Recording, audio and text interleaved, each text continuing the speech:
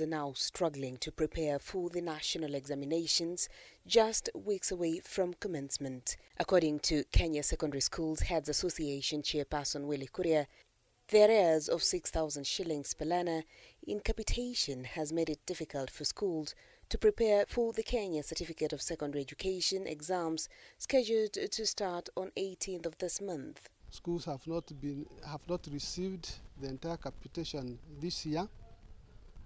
Because the amount that has been received in the tuition and operation account is about 11,300. So the schools are finding it difficult to prepare for the KCSE examinations because we require to purchase materials in preparation for these examinations. The situation is dire for day secondary schools that rely solely on the capitation funds, which are barely enough to afford essential learning materials. The situation is actually very critical in day schools because day schools do not have any other source of income. They purely rely on this capitation, and therefore when it is not there, therefore you find that they are not able to buy even the very little things. This financial strain has forced students from Giku Day Secondary School and Kambirwa Day Secondary School in Murang'a to carry out their practicals at Murang'a High School. I've come here for a practical in chemistry and also in biology, also in physics also. The reason why we have come here is because we have a challenge on the other side in our school. We don't have the apparatus that are required to do these practicals. We don't have a lab, we don't have apparatus in the lab. So we find ourselves that we have the challenges. However, the Ministry of Education has stated that funds have already been dispersed to schools. As far as the ministry is concerned, the funds were released and we're going to find out what is the discrepancy that they are talking about, and if there is a discrepancy, we'll be able to address it. This term, the capitation was actually released I think 2 days before time, or just on time for the students. In a statement to newsrooms yesterday, the Kenya Secondary Schools Heads Association, KESHA, clarified that the government has only released 15,196 shillings out of the required 22,224 shillings per learner. From the 15,192 shillings, schools were instructed to deposit 3,850 shillings into the SIBA account for infrastructure and development, leaving the schools with just 11,342 shillings per learner for tuition and operations, significantly less than the required amount. Yesterday, school heads warned that if the remaining funds, totaling to 24 billion shillings, are not released, schools will be forced to close by next week, Friday, earlier than the official closing date, which is of October 25th. So we are actually asking the Treasury if they can be able to release part of this capitation, the remaining, we would be in a position to prepare for the national examinations, to prepare for these KCSE examinations. For K24 TV, I'm Bentura Kwamboka. Now, it's a major legal victory for Sirisia Member of Parliament John Waluke after the Court of Appeal overturned his conviction and 67-year sentence in the 313 million shilling maize scandal. His business partner, Grace Wahungu, who had been sentenced to 69 years, was also acquitted. Gertrude Burgay has that report. Sirisia Legislature John Waluke, together with his business partner, walked free on Friday after the Court of Appeal quashed the High Court's decision that upheld their 67 and 69-year sentences, respectively, over the 313 million shillings maize scandal. Waluke and his associate were convicted in 2020 and sentenced by Magistrate Elizabeth Juma after they were found guilty of defrauding the National Cereals and Produce Board more than a decade ago. They were accused of fraudulently acquiring 313 million shillings from the public funds, claiming it was for the storage of 40,000 metric tons of white maize, allegedly incurred by Chelsea Frights. In their judgment, the judges ruled that the graft charges lacked merit, as the payment in question had been sanctioned by the High Court through civil proceedings. The court also faulted the trial's magistrate for ignoring the appellant's defense, which argued that no offense had been committed, as the payment had been cleared by the High Court. Gertrude Burgay, K24 TV.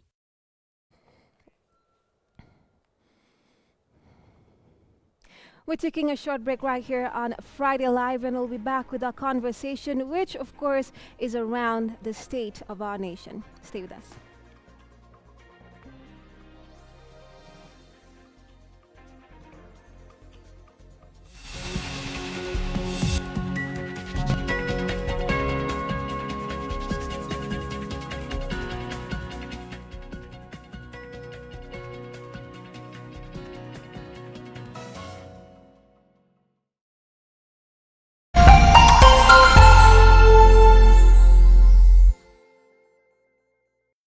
Have you watched K24? We would love to hear from you. Send us your feedback on what you like and what you don't like and why. You can use any platform to reach us. We can be reached on Facebook, SMS, Twitter and WhatsApp.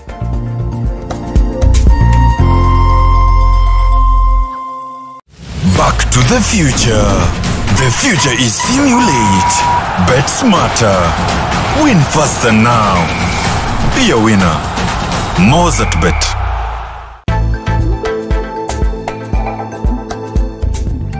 Ikiwa umejisikia kuwa na mama, si utafute mama.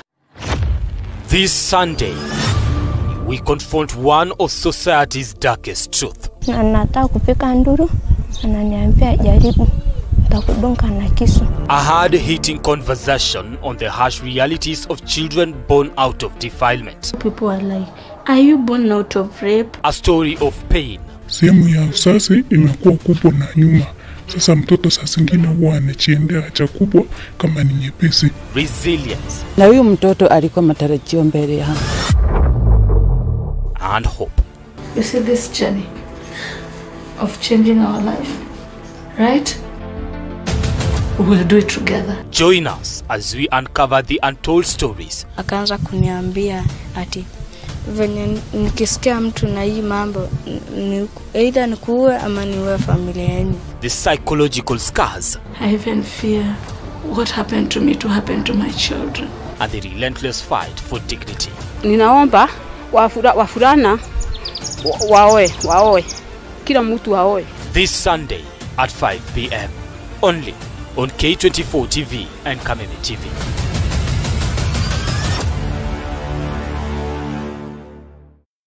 You have all heard the word Betika, but do you know what Betika really means? To Betika is to climb to the top of the world. To Betika is to get promoted to the next level and to win again and again and again. To Betika is to test the limits of speed and to swing hard at every opportunity. To Betika is to do the impossible. It is possible with Betika. Welcome to Betika, the home of champions.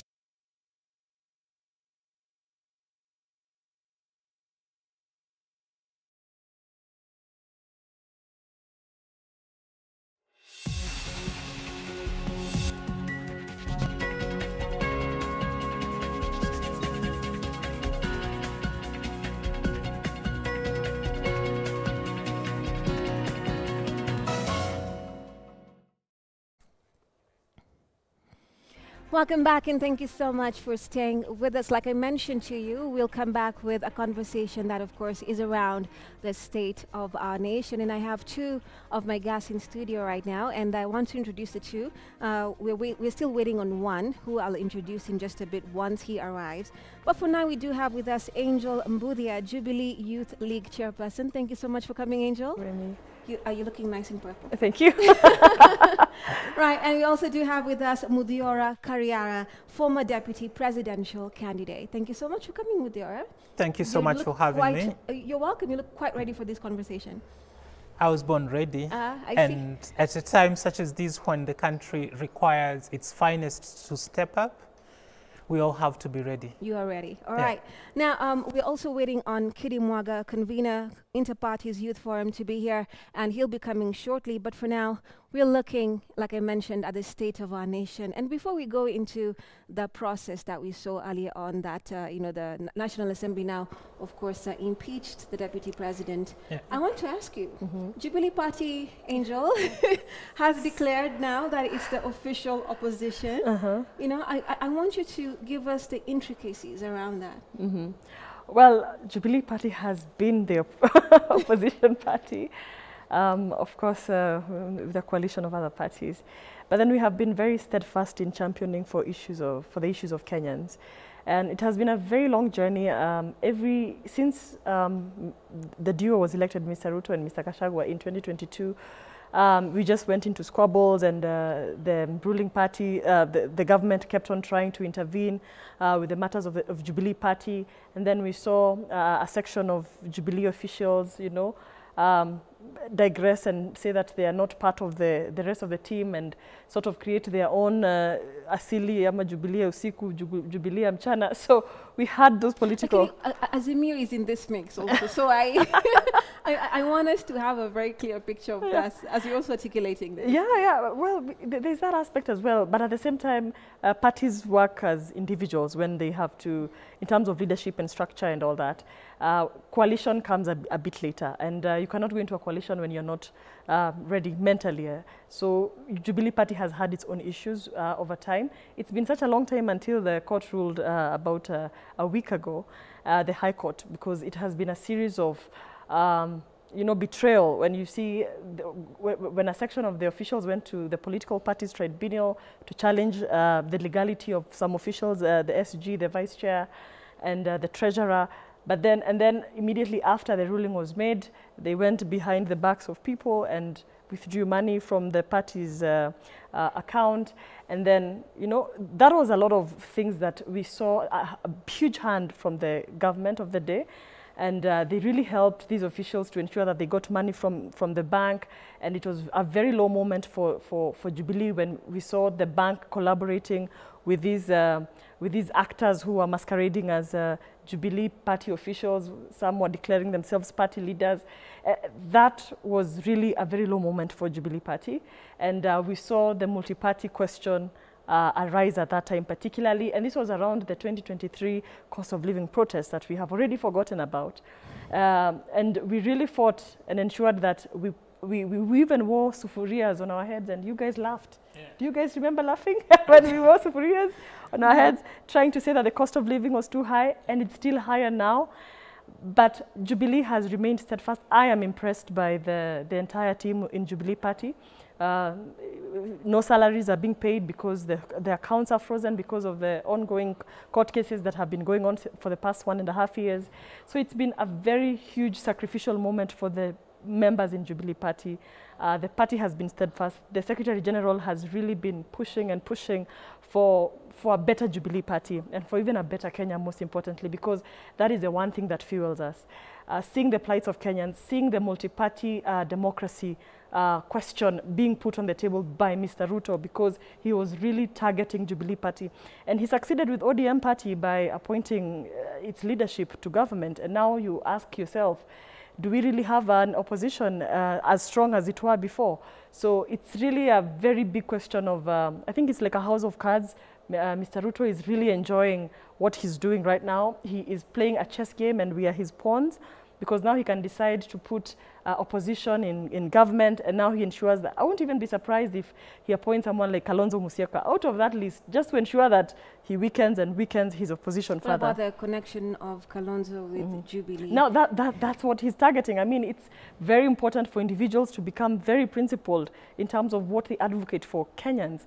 If he went for Kalonzo, you can imagine that now takes, because he's looking at 2027. So there was some then in the past to get Kalonzo, Well, I wouldn't be surprised, because even as much as we are trying to predict who should get the nomination for DP, honestly, I do not care. But we can see his moves. We can easily predict what he's going to do next. Maybe not what we expect, but something that will go into weaken the opposition, or something that brings in votes for himself in 2027. I see. Yeah. Budiora, the Secretary General, Jubilee, that is, he said that he doesn't want anyone to, say that they're going to choose a leader or a deputy from the mountain, for that matter, because there's a lot of division. That it's already bringing about a lot of division. What are your thoughts on the same? Well, that's not his place to begin with, because that prerogative will lie with the president after the whole judicial process is completed. So it's good that he's speaking out. He's getting Kenyans to consider all the options and, in fact, address the matter that has been raised, that that position has been divisive and in a way has alienated the Mount Kenya region from the rest of the country. What, however, I wish to distance myself from is the thought that Jubilee Party would lose if Kalonzo Musyoka was appointed to be deputy president. Well, Kalonzo has many faces, and one face that has recently come to the fore is the usual watermelon. We had him say that he supported the Gen Z-led protests, but then we know that in the past couple of weeks he's caused up to Farah Maalim, who said if he were president, he would have slaughtered 5,000 youths just to quell the demonstrations. So if Jubilee are looking to someone like that to be of value, then I think they are a little misguided. I see, but now that you've mentioned that, before we go deeper into the aspect of Kalonzo Musyoka, let's take a look at the petition, or the case that was filed in, at the court, where Morara Omoke filed a petition certifying it as urgent, challenging DP Gachagwa's, of course, impeachment, and saying that it should not go any further, and also that the CJ should not, like she's barred, and anyone that she would appoint from having, like making sure that, this process goes ahead, right? Yeah. So what are your thoughts on that? Because even the judge mentioned that this is a very important aspect that has been filed at the courts. Well, Kenya has in its hands an opportunity to improve its jurisprudence, given that we've never had an impeachment at that level. So it's welcome that Kenyans are going to court, of course led by Morara. We know there are other court cases that have already been filed, and in fact Justice Lawrence Mugambi today recommended the matter to the CJ that she empanels a three-judge bench to look into all the petitions that have been filed. So let's embrace it with both hands. It's going to inform future action should we find ourselves in the position we currently are in. But then let's just hope that out of all these, we are going to have a constructive way forward and not the shenanigans that we've been treated to so far. You remember the last time the Supreme Court was invited into an important national discourse in 2022, that's when they came out with red herring, wild goose chase, hot air, and such like stuff. Although at this point, I'm sure the courts will exercise strict judicial restraint with regard to the impeachment. I see. I also want to invite to our set and of course welcome him here. That's Kidi Mwaga, convener, Interparties Youth Forum. Kidi, thank you so much for coming.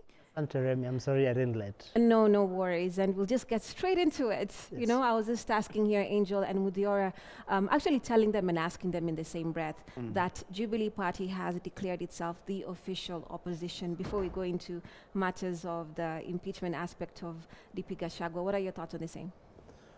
My thought on the same is that it is a prudent political move, because in moments of adversity as we are in, it takes people of great courage, like the one being exhibited by the Jubilee Party, to declare itself the official opposition, that it is willing and ready to carry the heavy burden that comes with illuminating spotlight on not only on the eccentricities of a government in power, but also attempts to abuse that power. And so, again, I must remind myself that I must look at the premise that, upon which we are sitting here. The premise is which way forward for the nation. And I beg to respond to that question by beginning with a theoretical underpinning. In my theoretical underpinning, I will quote Thomas Jefferson when he says that we hold these truths to be self-evident, that men were endowed by their Creator with certain inalienable rights. And these are right to life, liberty, and pursuit of happiness. That government is instituted amongst men, deriving its just power from the consent of the governed to safeguard these rights. And when it becomes destructive to these ends, then it is the right of the people to abolish or alter such government. So then that brings us, with that theoretical understanding, is then we come to this place of October 2024 and asking ourselves, what is the way forward? One, we appreciate that on June 25th, there was an attempt by the people to reclaim back their sovereignty. The tragedy is that there is the world as it is, and the world as it is the one being defined by Thomas Jefferson in what is called the Declaration of Independence. In the real world is that we have how the government, the Constitution stipulates how we form a government. And therefore, if a government is formed or not formed in a manner that is in strict compliance with the Constitution, then we are walking the thin line of constitutionality or unconstitutionality. So this means that then the country, on June 25th, that attempt having failed, then we are in a place where we are ripe for a viable alternative revolution. This viable alternative revolution must be a revolution then that must be carried out by the people, but in strict compliance with the law. Do you feel like it has been already happening way before this impeachment happened because of the June 25th protests? There has been attempts at that, but I think that the people have been outflanked by the political class. And therefore, that brings us to Article 37 and Article 38. Article 37 primarily recognizes the right to dissent, the right to disagree with the government in power. But then Article 38 is therefore the means to that end. So I think that now that the people are here, and you look at today, I was looking at news headlines, and we are told that to cure blackouts in this country, that we have to subcontract our energy security to some foreign entity whose identity we are not well aware of, and if you try to look upon, you find that it has been engaged in other activities in other jurisdictions of the world that are less than transparent. So then that brings us to some work that was done by Professor Wachira Maina in 2019, together with his friends at AfriCog, when they attempt to look at the anatomy of corruption in Kenya.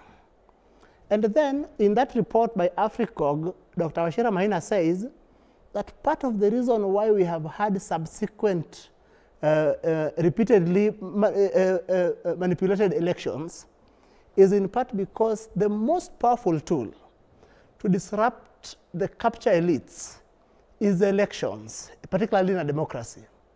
But then what the elites in Kenya have done is to make sure that we constantly have elections that are unable to give us clear winners, and therefore it means that the capture elites are constantly able to protect themselves and through transfers of power, through this administration, and when another one comes, then they redefine themselves. I see. Now, Kitty, hold on to that. We're taking a short break. We'll be back with more of this conversation. Do stay with us.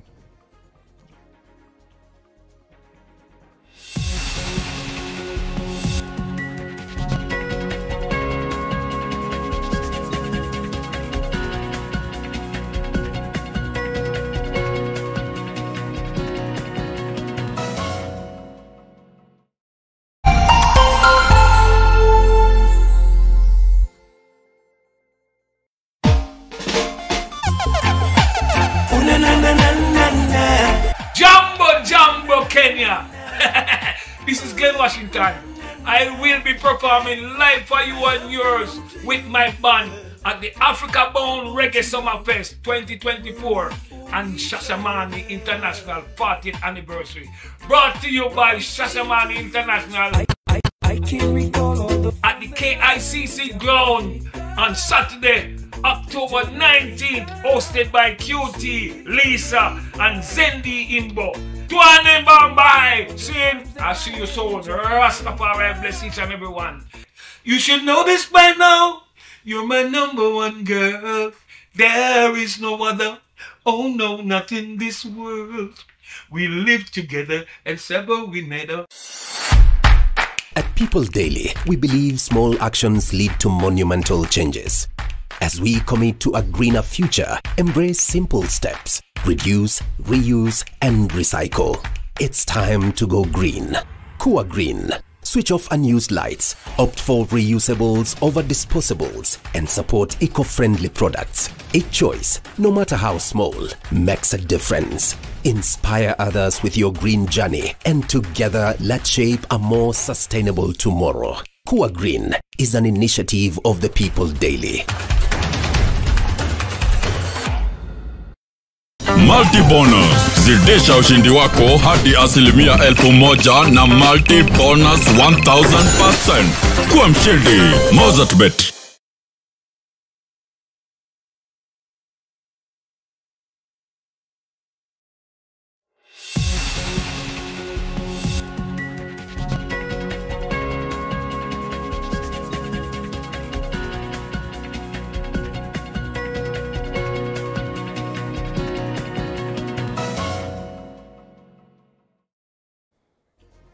Welcome back, and thank you so much for staying with us right here on Friday Live. Now, before we went for a break, we're speaking about the state of the nation, how the state of our nation currently is. Now, Kitty here was telling us his perspective on basically, you know, Jubilee declaring itself as the official opposition. Yes. But Angel, what we have right now is a track that was done, InfoTrack. You know, they did a poll where 7 out of 3 Kenyans are not happy in the direction that our country is going. Plus, also, they prefer Kindiki as, you know, a deputy in case it goes that way. And also, Raila Odinga is also a contender. So you see, we already have names. Now, Mudiora here mentioned that Kalonzo could also be in the mix of this as, you know, a considered deputy president. So yes, politics is at play here. What are your thoughts on that? Like the poll plus the contenders that we have as candidates for the DP position? I think this government, since the 25th of June, seeing what Mr. Ruto has consistently been doing with his policies doesn't show that the public are being listened to at all. The public might be saying, yes, we prefer Kindiki as to be his deputy or his principal assistant, but that may not happen. He is going to go for his next best political move, and that doesn't have to be any of the listed candidates. And for some reason, I don't think Mr. Odinga would make a fit for that. Because, I mean, there are so many other factors that I think he's going to be looking at. We're also looking at the aspect of the Constitution. Sorry? The provisions of the Constitution in regards to having... Yeah. And he's former prime minister. You know, we had a prime minister, and then we had a deputy prime minister, and then we had a vice president. Yes. You know, we had all that, and that was previously before. Now we have these provisions under this new constitution. Yes. It's a lot, but yeah. But it makes already now what he has done with the broad-based government. I think part of the country has gone into even voting yes in the for impeachment of Gachagua, and even at the same time, even the public participation exercises that took place showed that they preferred the process that was being taken on, and of course by whipping from members of political parties from areas where Mr. Odinga commands a lot of influence. So when you see Mr. Odinga has already made his political move, it now means Mr. Ruto now needs to go back to his drawing board, or his chessboard, as I called it, and see where else is he missing out, because he knows he is not going to get the Mount Kenya vote. The Mount Kenya vote is gone for William Ruto, whether he picks someone from Mount Kenya again or not. The Mount Kenya people are very interesting people. Looking and reading about how they vote in the previous years and how they have been voting, you can tell that there are people who can really I mean, they can vote however they have been treated in the past. And when they say they want to make a promise, they keep it. At least I've seen that. And when I was campaigning for Mr. Odinga in Mount Kenya, in the Azimio coalition, I saw that resistance in Mount Kenya, in places like Laikipia, Nyeri. I'm surprised that today they are talking about other things other than that. But when they see Mr. Odinga, at that time they were like, we promised Mr. Ruto, we are going to give back to Mr. Ruto. So they didn't want Mr. Odinga at that time. So they kept that promise. When they see Mr. Gachagua being impeached, they felt so bitter. Even the people who did not like or did not prefer Mr. Gachagua as deputy president are now feeling so bad that this is what Mr. Ruto is doing. He's showing Mount Kenya people the middle finger. So whether he picks a Mount Kenya running mate or not will not change his circumstance. So what he's going to do is going to the region where he has, he didn't garner their votes last time, but will want to garner them next time. Unless, because the way he behaves, I'm surprised that he's still considering a second term. I hope he becomes a one-term president because he's doing everything wrong in the textbook of politics. And I see him making we've all seen him making very consistent mistakes.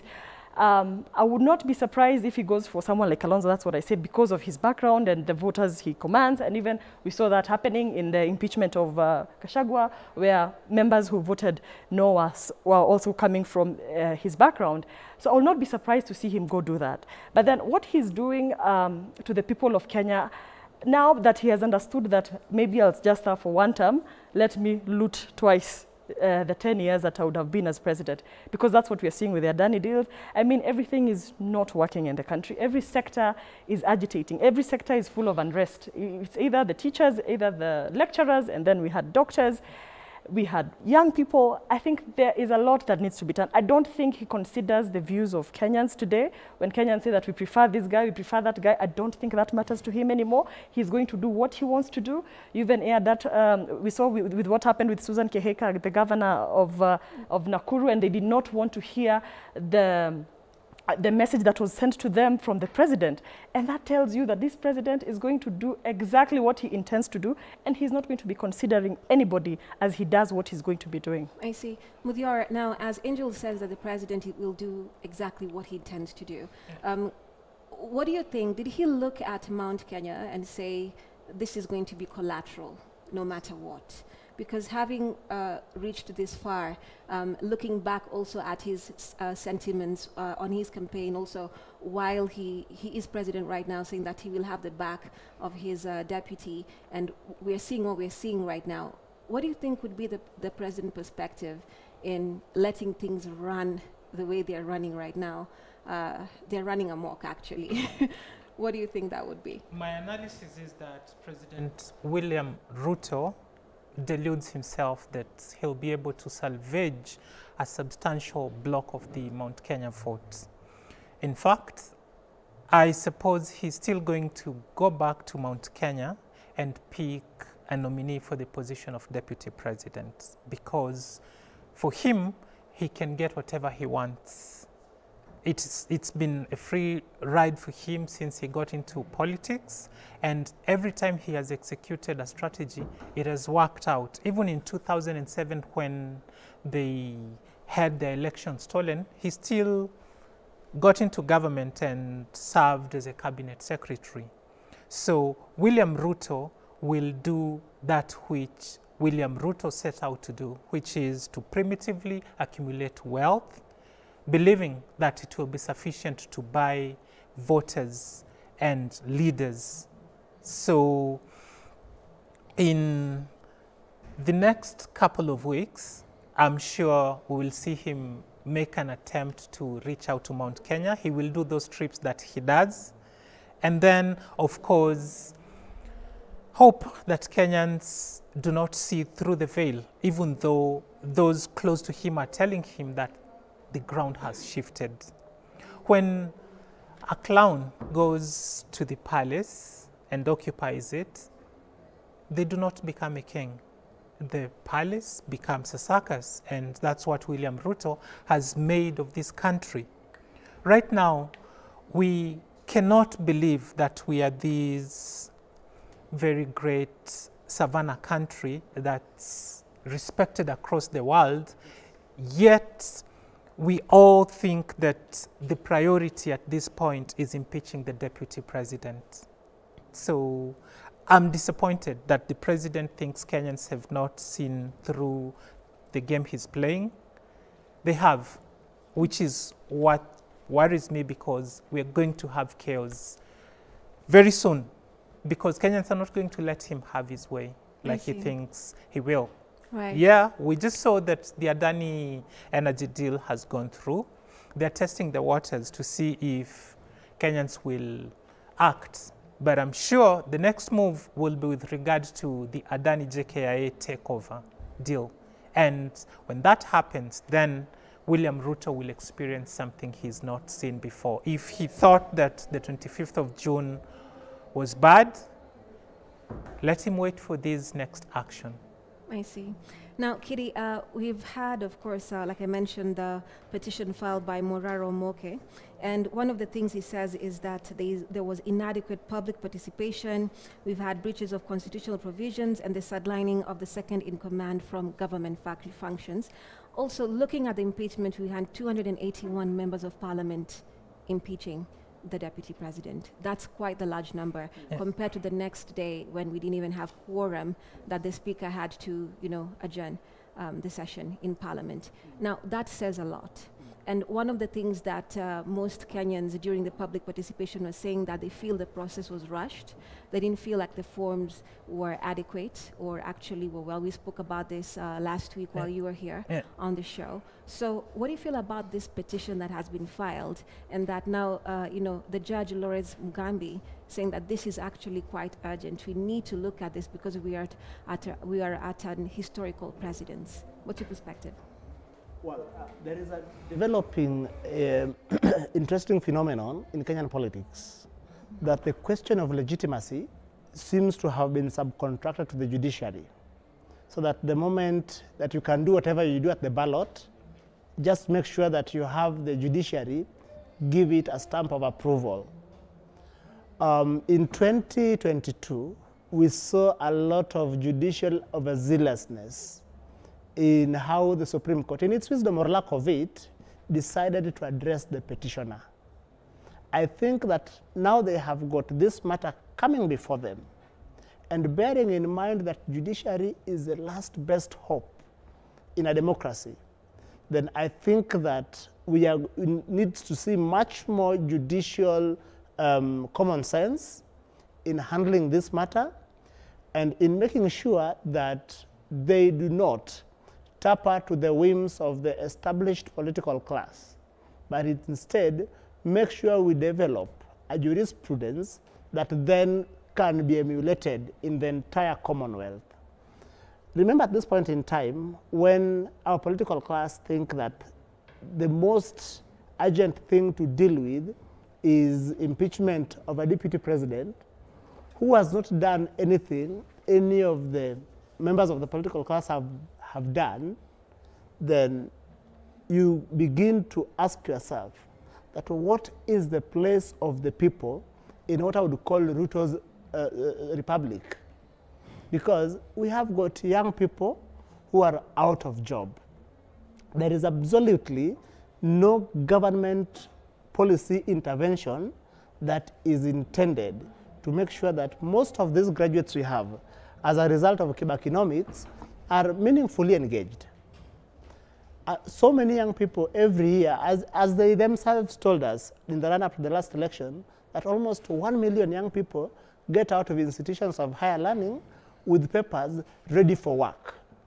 That in their most intelligent intervention in regards to unemployment is to ship our young people to go and do manual jobs in places like Dubai, Qatar, etc. So, so I think that then this brings us to the place of Article 37, Article 38 that I was telling you about earlier before we went on the break. That Article 38 envisages that the people will enjoy the right to form a political party, the right to participate in a political party, and the right to participate in a political process. And you looking at the thinking of this government, then you get the impression that they are wallowing in the thinking, what I would call conventional wisdom, that money is the breast milk of politics. While that might be true, there comes moments when money and power are dissociated, when people would say that in spite of all your money, we are going to reject you and do better. It has been done before. By the time a young man then was overrunning the Clinton machine in 2008 in the US, he had no money to talk about.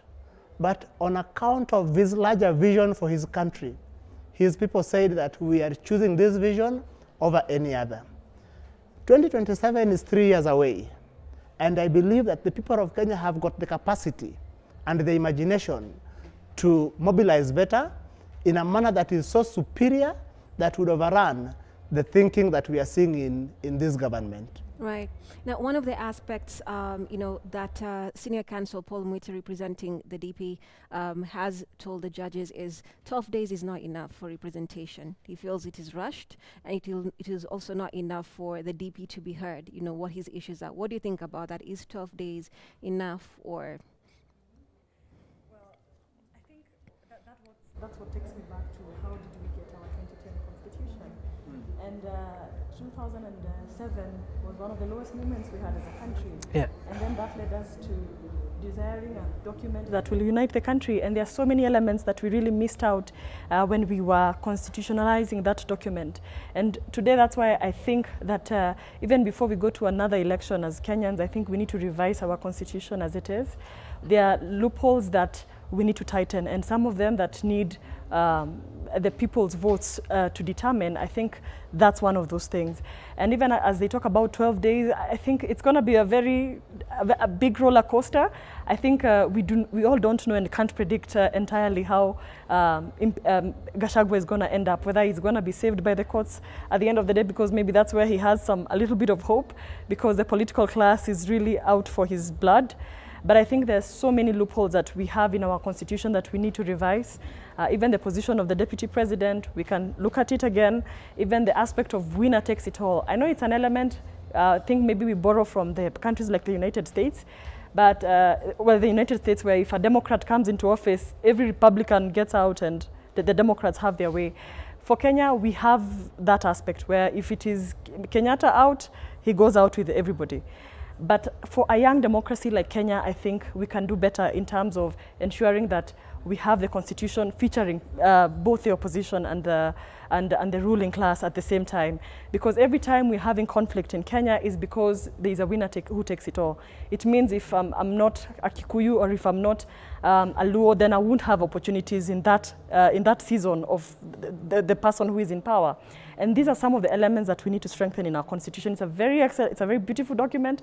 It has brought us this far we have come, but as things are changing, we need to revise it better to make it more realistic. Because when the drafters of the constitution were saying that it should be 12 days or it should be within this set of period that someone should get impeached, then, and we see the loopholes in that, we can always go back to correct them. Maybe those are the ones that will save Mr. Gachagua.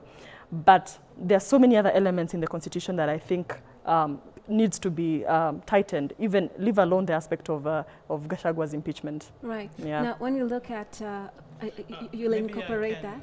Add some detail to that. Now, impeachment is mostly about political responsibility. It's a political process. But then, so that the rules of natural justice are not thrown out the window, they adopt a quasi-judicial approach.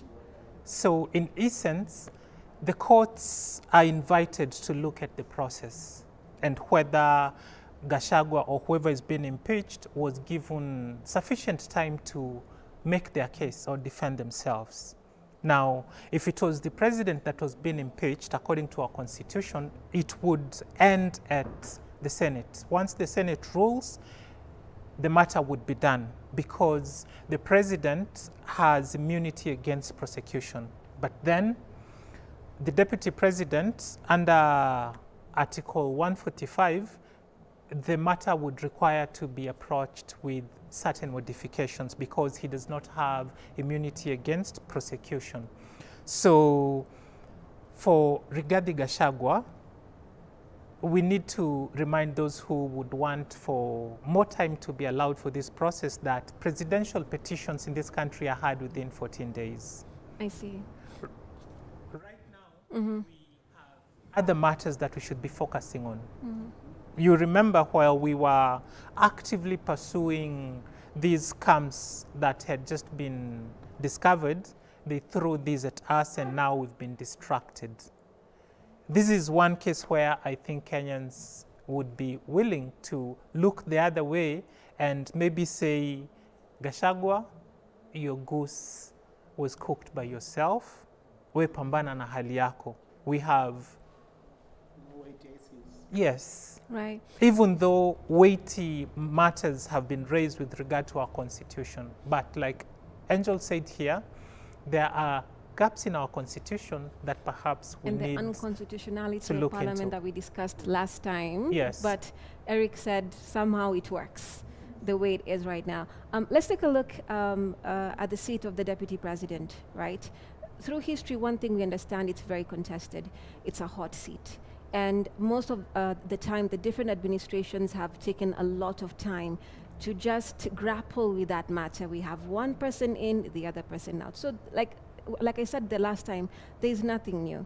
And it takes a lot of time, like from the national issues that are grappling the nation. So that mentioned, you know, and given all that history that we now have, how should, you know, you as analysts, like how should we go forward from here? Because like I said from before, even last time, this is not new. The only difference is it's gone the farthest it's gone, it's historical, you know, and we'll always, it seems like we will always have this unless something else ricochets and it's different. So how should we look at this? I love the profundity of the question. How do we move forward from here? I think that primarily we must now make peace with the fact that the president and the deputy president are unable to work together. If I was the deputy president, I would honorably throw in the towel, not out of weakness, but out of the realization that him continuing to be there then makes it difficult for the country to transact the important matters that can ensure that we use government as a single most effective tool of collective social progression. Because the entire business of government has now been diverted and distracted and discussing this small matter. But then we need to wind up. My director is telling me. Okay. We need to wind up. But now, if this was not there, how can the country be sure that we would still be going in the right direction, given the history? Okay, so the thing is that as the deputy president, if the deputy president throws in the towel, it would give him a lot of fighting chance, because it would take him to where William Ruto was with Raila Odinga in 2011. Remember, William Ruto was joining the Odinga bandwagon in the Rift Valley when the Rift Valley had decided it was going to vote for Raila Odinga. When he came in and emerged as a member of the Pentagon, he then he eclipsed everyone else. And when ODM party attempted to expel him, he then naturally inherited that constituency. In my view, the deputy president, if he were to step back, he would give the government a chance to reorganize, the president a chance to reorganize his government and move forward with the people he can work with. That way, he would also have a better fighting chance to ensure that he consolidates his constituency, if any, and fights on another day. Thank you. All right. 2 seconds each.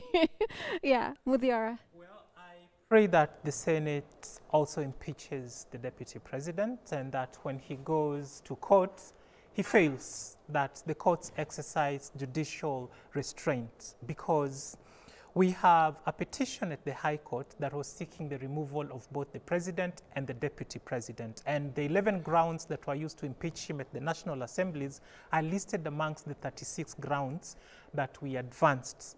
So if those are proven, then it will be easy for us to demand for the removal of the president, like we've been praying at the High Court. So my prayer is that the courts exercise judicial restraints, Gachagua goes home, and then we can make Ruto must go see the light of day. I see. Angel, your final perspective. August 9th, 2022, I thought we had made a mistake. But today in October 2024, we made a terrible mistake. And like my colleague has said, after sending Gachagua home, the next person on that bench should be Mr. William Ruto. Ruto and his government are unfit to run Kenya. As a young person, as a young woman in Kenya, as a young ambitious woman in Kenya, I do not think that they are fit to run this country. I see. Yeah. Right. Thank you so much for coming in today. It always seems we have so much to say by the time, you know, it's not fair to us, but of course we'll be coming back here once again and we'll continue this conversation. Thank you so much. Our guests tonight have been Kitty Mwaga, convener, Interparties Youth Forum. Thank you so much for coming, Kitty. We have, of course, Angel Mbudia, Jubilee Youth League chairperson, and of course, Mudiora Kariara, former deputy presidential candidate. Thank you so much, lady and gentlemen. Right, now we have, of course, with us Gladys Midecha, and she's ready to give us the sports news. K24 Sports News, powered by Mozart Bet.